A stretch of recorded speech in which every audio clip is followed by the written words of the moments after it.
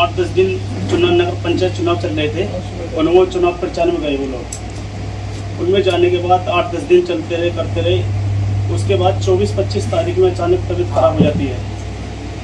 वहाँ पे चलने के बाद जो है, फिर उसके बाद अचानक तबीयत खराब होने के बाद हम जो है एक लोकल में उपचार कराते हैं। उपचार कराने के बाद ज़्यादा तबीयत खराब हुई 27 तारीख को। 27 तारीख के ले जाने के बाद हम बड़े हॉस्पिटल में ले जाते हैं भाई को। वहाँ पे और ज़्यादा नाजुक हो जाती है तबीयत।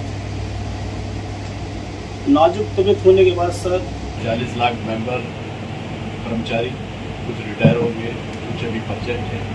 लेकिन साथियों, आपकी जिम्मेदारी जो है इसलिए बढ़ गई है क्योंकि आपकी नौकरी खतरे में लगती है। आपका जो आरक्षण है वो खतरे में लगता है।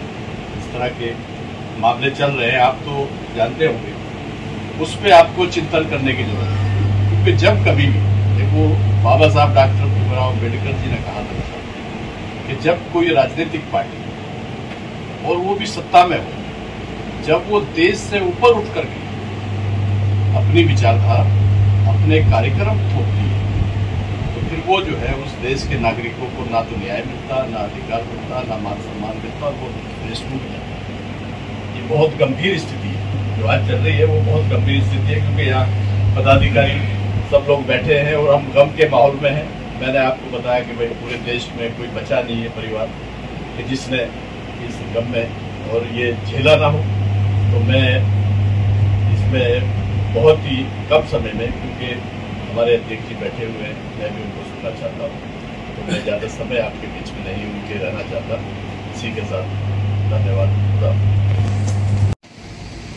कि देश में बहुत कम देखने को मिलती है। आज हमारा मुस्लिम समाज जिन परिस्थितियों में है और जो चीजें हमारे साथ हो रही हैं, हम आज भी सोए हुए हैं आपके मुकाबले में। कुछ लोगों ने, जैसे कुलदीप जी ने कहा कि मुझे एक फोन तो करो, मैं जितना हो सकेगा अपने स्तर पर करूंगा। ये बहुत बड़ी बात होती है। एक आदमी इतने ऊंचे पद पर होकर अपने समाज से ये कहे कि मैं आपके लिए बहुत कुछ कर सकता हूं और मुझे मौका दीजिए, ये बहुत बड़ी बात और बहुत बड़ी सोच है। तो मेरा मानना यह है कि जिस कौम में, जिस समाज में ये सोच पैदा हो जाए, उस कौम को, उस समाज को आगे बढ़ने से कोई नहीं रोक सकता। मुझे आज इस प्रोग्राम में बैठकर जाती तौर पर जो खुशी हुई है और जो एक प्रेरणा मिली है अपने समाज के लिए कुछ काम करने की, मैं उसके लिए चौधरी साहब का बहुत आभारी हूँ। इन्होंने मुझे यहाँ बुलाया। और माननीय अजीत सिंह जी तो एक मिसाल थे सियासत में। ऐसा आदमी सियासत में नहीं मिलता, यकीन जानिए। मेरी 2-4 मीटिंगें हुई, इस्लाम भाई ने कराई। उनका एक बहुत बड़ा सपना था हरित प्रदेश में। सबसे पहली मीटिंग, प्रेस कॉन्फ्रेंस जो हुई मेरे साथ, इस्लाम भाई, हमने एक बहुत बड़ी प्रेस कॉन्फ्रेंस की और उनकी बड़ी एक सोच थी, बड़ा लंबा विजन लेकर वो चल रहे थे, बड़े मिलनसार, इतना अच्छा, इतनी अच्छी शख्सियत सियासत में नहीं मिली जो मैंने उनको देखा है। जैन साहब से भी मैं मिला हूं।